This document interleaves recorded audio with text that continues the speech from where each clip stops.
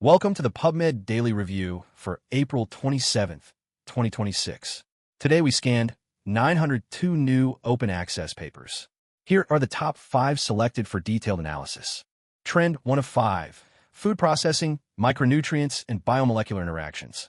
Investigating how food processing, micronutrients, and biomolecular interactions influence health and technology. This cluster covers 214 papers.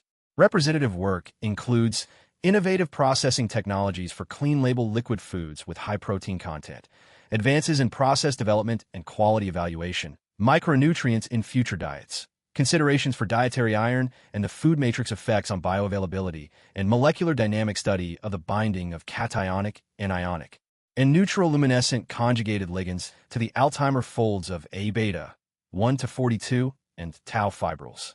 Trend 2 of 5. Agricultural genomics, photosynthesis, and yield. This trend explores optimizing agricultural output through genetic understanding, photosynthetic efficiency, and advanced analytical techniques. This cluster covers 69 papers. Representative work includes enhancing genomic prediction for key production traits in chickens through ultrasound phenotyping and multimodal comparative analysis. The rate of photosynthetic induction across different light intensities can be approximated using the light response curve of photosynthesis, and GIS-based analysis of field margin photovoltaic potential at the landscape level in northwestern Germany. Trend 3 of 5, Healthcare, Bias, and Patient Care. This trend explores how societal factors and individual biases impact health outcomes and patient care across diverse populations. This cluster covers 251 papers. Representative work includes learning to unveil, tackling implicit bias in pain recognition through education. Metabolic health and fitness do not differ substantially between overweight adults with and without alpha-actinin 3 deficiency, and trailblazing person-centered care. Lessons from a hospital cluster-wide retreat to co-design approaches to person-centered care in Singapore. Trend 4 of 5, Medical treatments and diagnostic assays. These papers explore novel medical treatments, diagnostic advancements, and the underlying biological mechanisms of diseases. This cluster covers 180 papers. Representative work includes beyond the usual suspects, emerging associations between Epstein-Barr virus infection/infectious mononucleosis and cancers, hyperdiluted triamcinolone injections for nasal and alar contouring, and factors associated with paradoxical masseteric bulging after botulinum toxin injection for masseter hypertrophy. Retrospective analysis. Trend 5 of 5, Cellular processes and disease mechanisms. These papers investigate how cellular processes malfunction or alter to drive disease development and progression. This cluster covers 188 papers. Representative work includes hyperglycemia leads to BMSC-impaired osteogenesis, enhanced adipogenesis, and alter metabolism. Polycystin, 1 controls cell cycle kinetics, cell cycle exit, and differentiation of neural progenitor cells, and the TNU formulation alleviates rheumatoid arthritis by modulating the NLRP3/caspase 1/GSDMD-mediated pyroptosis pathway. Up next, our first paper out of 5, Advances in CRISPR base editing. From molecular evolution to therapeutic applications in genomic medicine by Melik Aliciaslin and Salih Samlioglu from Department of Gene and Cell Therapy, Faculty of Medicine, Akdeniz University, Antalya, Turkey. Let's break down its key contributions. The ability to precisely alter our genetic code has been a long-standing goal in medicine. While CRISPR-Cas9 opened many doors, its reliance on DNA double-strand breaks and inefficient repair pathways presented challenges for certain applications. This led to the invention of base editing, a powerful new tool that allows for direct, targeted single nucleotide changes without breaking the DNA double helix. Base editors are sophisticated molecular machines. They combine a modified CRISPR-Cas9 protein, which acts as a guide to the target DNA, with a deaminase enzyme. This deaminase directly converts one DNA base to another, like changing a C to a T or an A to a G. Crucially, this happens without cutting the DNA double helix, and it doesn't rely on the cell's often inefficient repair mechanisms. This makes base editing a much more precise and efficient way to correct single-letter errors in our genome. The evolution of base editors has been remarkable. Cytosine base editors, CBEs, saw significant efficiency gains, and the development of adenine base editors, ABEs, allowed for the conversion of AT to GC pairs. Together, these editors can now achieve all 4 types of transition mutations. Importantly, they do this with very low levels of unwanted insertions or deletions, typically less than 0.1%. This precision and efficiency have led to successful preclinical studies and the initiation of clinical trials for serious genetic diseases. Base editing represents a significant leap forward in our ability to precisely correct genetic defects. Its reduced reliance on DNA breaks and HDR makes it a potentially safer and more efficient therapeutic strategy. While challenges like efficient delivery to target tissues and minimizing any off-target edits still need to be addressed, the ongoing advancements in base editing technology hold immense promise for treating a wide range of genetic diseases and advancing genomic medicine. Up next, our second paper out of 5, direct targeting of C9orf72 repeat RNA with fluorinated antisense oligonucleotides by Hallie M. Barber and Miguel Garavis. Let's break down its key contributions. Amyotrophic lateral sclerosis and frontotemporal dementia are devastating neurodegenerative diseases, and a major genetic culprit is the C9orf72 gene. When this gene has repeat expansions, it produces toxic RNA molecules. These RNAs can clump together in the cell nucleus, causing damage. Scientists are exploring antisense oligonucleotides, or ASOs, as a way to directly target and neutralize these harmful RNAs. However, the structure of these repeat RNAs can make it difficult for ASOs to bind effectively. To tackle this challenge, the researchers designed a series of fluorine-modified antisense oligonucleotides, or FASOS, specifically targeting the C9orf72 repeat RNA. They tested these FASOS in cellular models, including engineered HEK293 cells and neural stem cells derived from patients with FTD/ALS. Using techniques like flow cytometry and RNA fluorescence in situ hybridization, they assessed the ASOS ability to reduce the toxic RNA and its associated cellular pathology. The results were promising. The study found that certain C-rich FASOS were able to significantly reduce the number of RNA foci in patient-derived cells. Furthermore, these FASOS effectively lowered the translation of toxic proteins from the repeat RNAs in a reporter assay. Importantly, the tested FASOS did not show significant signs of toxicity to the cells, suggesting a favorable safety profile.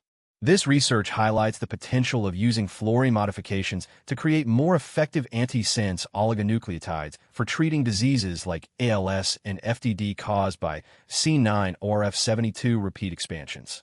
By stabilizing the ASO-RNA interaction, these FASOS could represent a novel therapeutic avenue. While these findings are encouraging, further research, particularly in animal models, will be crucial to validate these results and move towards clinical application. Up next, our third paper out of 5, graph convolutional networks for inferring cell-cell communication from spatial transcriptomics data by Roman Kuznetsov and Jeffrey Regier. Let's break down its key contributions. Single-cell spatial transcriptomics is a revolutionary technology that measures gene expression and cell positions within tissues. This allows us to study how cells communicate with each other. However, current methods often struggle with accurately capturing these complex interactions, which is crucial for understanding disease and developing new therapies. This study introduces SPICE, a novel method using graph convolutional networks, or GCNs, to infer cell-cell communication. SPICE models cells as nodes in a graph, with proximity defining connections. By comparing a GCN that considers spatial information with one that doesn't, SPICE can identify genes whose expression is influenced by their neighbors, offering a more robust approach than previous methods. In their analysis, SPICE demonstrated a significant advantage.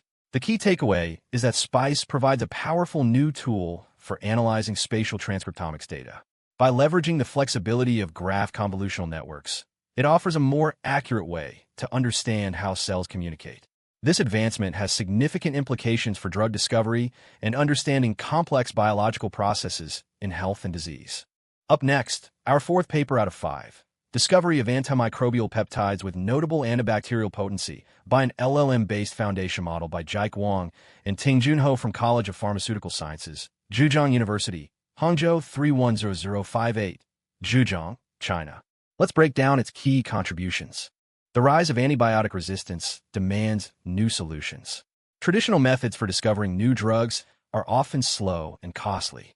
However, recent advancements in large language models, or LLMs, are showing incredible potential to speed up research in chemistry and medicine. This study explores how an LLM can be used to design novel antimicrobial peptides. The researchers developed a novel LLM-based tool called AmpDesigner. This system was used to rapidly design new antimicrobial peptides, or AMPs. The goal was to create peptides with specific antibacterial properties.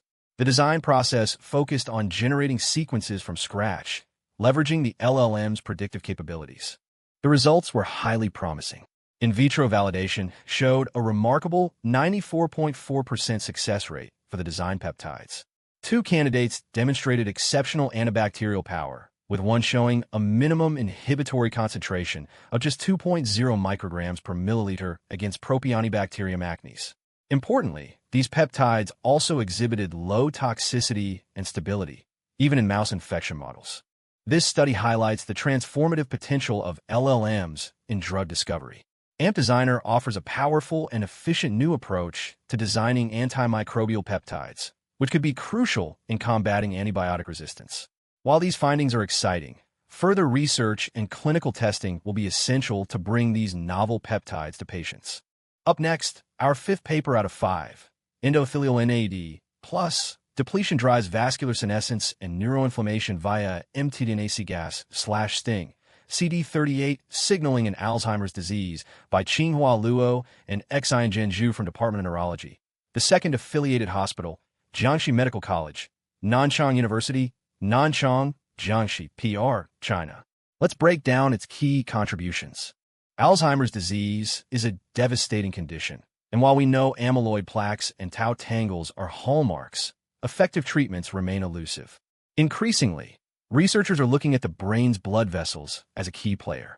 Early signs of vascular problems are seen in AD patients, and it's thought that aging blood vessels, specifically the endothelial cells lining them, might be a critical link to the neuroinflammation seen in the disease. This study dives into how a vital molecule, NAD+, declines in these cells and what that means for AD. To explore this, the researchers used a mouse model of Alzheimer's disease, the APS/PS1 mice, along with brain endothelial cells exposed to amyloid beta. They investigated a cascade of events starting with NAD+ depletion, looking at mitochondrial DNA release, the activation of the cGAS/STING pathway, and markers of endothelial senescence and neuroinflammation. A key part of the study involved giving nicotinamide riboside, a compound that boosts NAD+ levels, to the AD mice to see if it could reverse these damaging processes. The study found that amyloid beta indeed caused NAD+ depletion in brain endothelial cells. This depletion led to mitochondrial DNA leaking out, activating the cGAS/STING pathway, and promoting endothelial senescence and neuroinflammation. Importantly, when the Alzheimer's mice were treated with nicotinamide riboside, their vascular function improved and their cognitive performance was restored, suggesting this pathway is indeed critical. This research highlights a crucial link between vascular health and Alzheimer's disease, identifying NAD+ depletion in endothelial cells as a significant contributor to the disease's progression. Restoring NAD+ levels, as shown with nicotinamide riboside, appears to be a promising therapeutic avenue. Future research should focus on how to best target endothelial NAD+ metabolism and explore the potential of NAD+ boosting strategies in the early stages of Alzheimer's disease. That's all for today's PubMed Daily. If you found this helpful, please leave a comment, and subscribe for daily paper summaries. See you tomorrow.